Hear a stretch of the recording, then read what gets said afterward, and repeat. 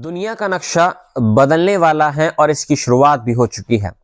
एक तरफ इजराइल की वैश्विक चालें अफ्रीका से लेकर अरब तक आग लगा चुकी हैं और दूसरी तरफ ईरान, अमेरिका, यूरोप और इजराइल से एक ऐसी जंग की तैयारी में जुट चुका है जो सीधी सीधी तीसरे विश्व युद्ध का अलार्म बजा चुकी है।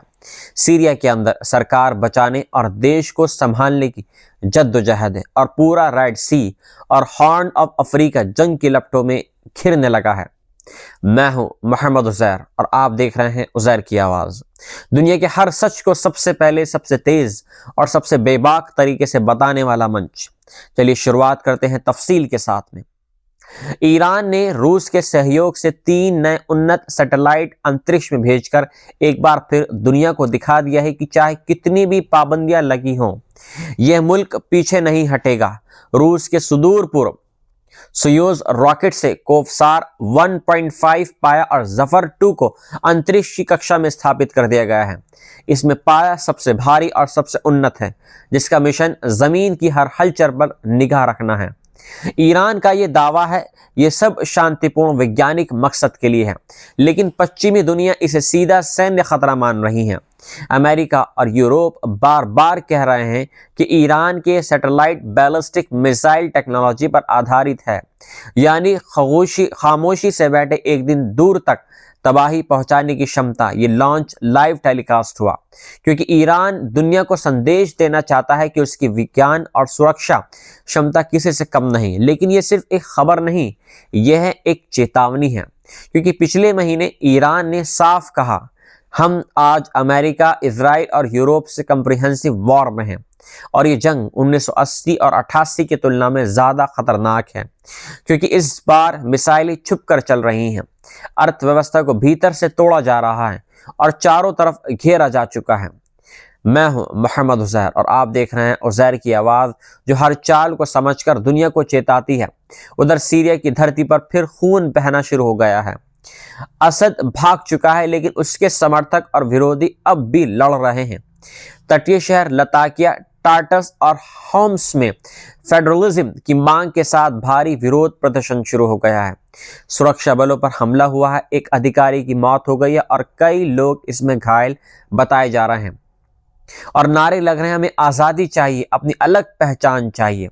सीरिया की नई सरकार दुनिया को दिखाना चाहती है कि वे अमन ला सकती है, लेकिन हकीकत यह है कि 25 साल की जंग ने इस मुल्क को ऐसे तोड़ा है कि अब खुद सीरिया को अपनी पहचान बचाना मुश्किल हो रहा है। और अफ्रीका, रेड सी और मुस्लिम दुनिया की सबसे बड़ी खबर, इजराइल द्वारा सोमालिया के एक हिस्से सोमालीलैंड को देश मान लेने के फैसले ने पूरे विश्व में भूचाल ला दिया है। तुर्की, कतर, सऊदी, पाकिस्तान, मिस्र, Iraq, Yemen, Jordan, Arab League, African Union, IGAD, GCC, America तक ने चिंता जताई है।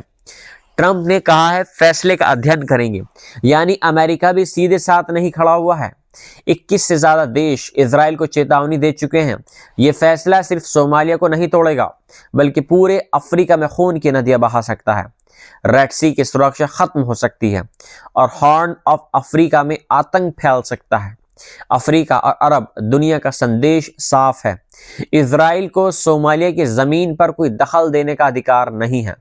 इस बीच लंदन की सड़कों पर एक नई कहानी लिखी जा रही है, जहां बसों पर, दीवारों पर वांटेड नेतन्याहू पोस्टर चिपकाकर लोगों ने कहा है ये इंसाफ की लड़ाई है। ICC ने पहले ही गजा नरसंहार पर वारंट जारी किया है और दुनिया कह रही है जिसने 71,000 से अधिक मासूमों को मरवाया है, उसे इंसाफ के कटघरे में खड़ा करना होगा। और यही वह तस्वीर है जो बताती है ग्लोबल पब्लिक ओपिनियन अब सरकारों को झुका सकती है।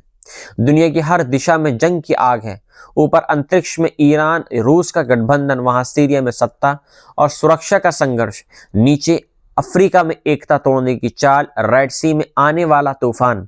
इन सब के बीच गजा की चीख हर रात आसमान चीर रही है और दुनिया सिर्फ मीटिंग कर रही है और ये ट्वीट कर रही है, लेकिन याद रखो आग का फैलना सिर्फ चिंगारी पर निर्भर है और चिंगारी तीन मोर्चों पर जल चुकी है।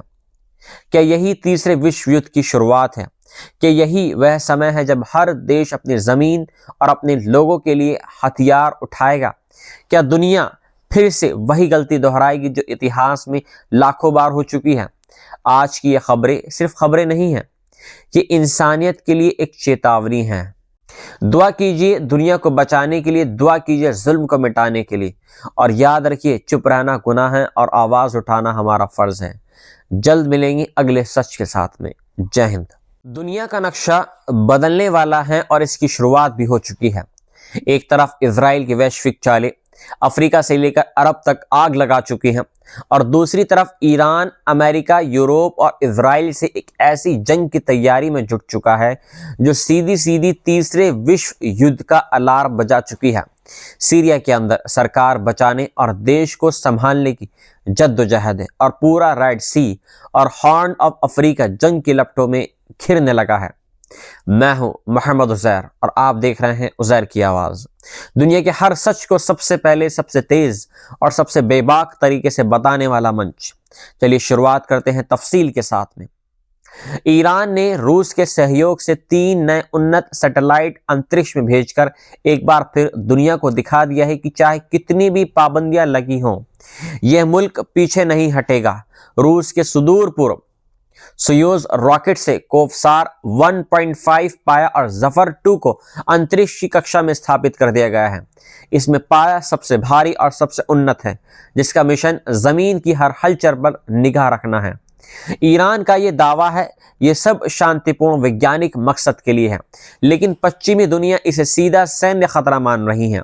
अमेरिका और यूरोप बार बार कह रहे हैं कि ईरान के सैटेलाइट बैलिस्टिक मिसाइल टेक्नोलॉजी पर आधारित है, यानी खामोशी से बैठे एक दिन दूर तक तबाही पहुंचाने की क्षमता। ये लॉन्च लाइव टेलीकास्ट हुआ क्योंकि ईरान दुनिया को संदेश देना चाहता है कि उसकी विज्ञान और सुरक्षा क्षमता किसी से कम नहीं। लेकिन ये सिर्फ एक खबर नहीं, यह एक चेतावनी है, क्योंकि पिछले महीने ईरान ने साफ कहा हम आज अमेरिका, इजराइल और यूरोप से कंप्रिहेंसिव वॉर में हैं, और ये जंग 1980 और 88 की तुलना में ज्यादा खतरनाक है, क्योंकि इस बार मिसाइलें छुप कर चल रही हैं, अर्थव्यवस्था को भीतर से तोड़ा जा रहा है और चारों तरफ घेरा जा चुका है। मैं हूं मोहम्मद उज़ैर और आप देख रहे हैं उज़ैर की आवाज, जो हर चाल को समझकर दुनिया को चेताती है। उधर सीरिया की धरती पर फिर खून बहना शुरू हो गया है। असद भाग चुका है, लेकिन उसके समर्थक और विरोधी अब भी लड़ रहे हैं। तटीय शहर लताकिया, टार्टस और होम्स में फेडरलिज्म की मांग के साथ भारी विरोध प्रदर्शन शुरू हो गया है। सुरक्षा बलों पर हमला हुआ है, एक अधिकारी की मौत हो गई है और कई लोग इसमें घायल बताए जा रहे हैं, और नारे लग रहे हैं हमें आज़ादी चाहिए, अपनी अलग पहचान चाहिए। सीरिया की नई सरकार दुनिया को दिखाना चाहती है कि वे अमन ला सकती है, लेकिन हकीकत यह है कि 25 साल की जंग ने इस मुल्क को ऐसे तोड़ा है कि अब खुद सीरिया को अपनी पहचान बचाना मुश्किल हो रहा है। और अफ्रीका, रेड सी और मुस्लिम दुनिया की सबसे बड़ी खबर, इजराइल द्वारा सोमालिया के एक हिस्से सोमालीलैंड को देश मान लेने के फैसले ने पूरे विश्व में भूचाल ला दिया है। तुर्की, कतर, सऊदी, पाकिस्तान, मिस्र, Iraq, Yemen, Jordan, Arab League, African Union, IGAD, GCC, America तक ने चिंता जताई है। ट्रंप ने कहा है फैसले का अध्ययन करेंगे, यानी अमेरिका भी सीधे साथ नहीं खड़ा हुआ है। 21 से ज्यादा देश इजराइल को चेतावनी दे चुके हैं। यह फैसला सिर्फ सोमालिया को नहीं तोड़ेगा, बल्कि पूरे अफ्रीका में खून की नदियां बहा सकता है। रेड सी की सुरक्षा खत्म हो सकती है और हॉर्न ऑफ अफ्रीका में आतंक फैल सकता है। अफ्रीका और अरब दुनिया का संदेश साफ है, इजराइल को सोमालिया की जमीन पर कोई दखल देने का अधिकार नहीं है। इस बीच लंदन की सड़कों पर एक नई कहानी लिखी जा रही है, जहां बसों पर, दीवारों पर वांटेड नेतन्याहू पोस्टर चिपकाकर लोगों ने कहा है यह इंसाफ की लड़ाई है। ICC ने पहले ही गजा नरसंहार पर वारंट जारी किया है और दुनिया कह रही है जिसने 71,000 से अधिक मासूमों को मरवाया है, उसे इंसाफ के कटघरे में खड़ा करना होगा।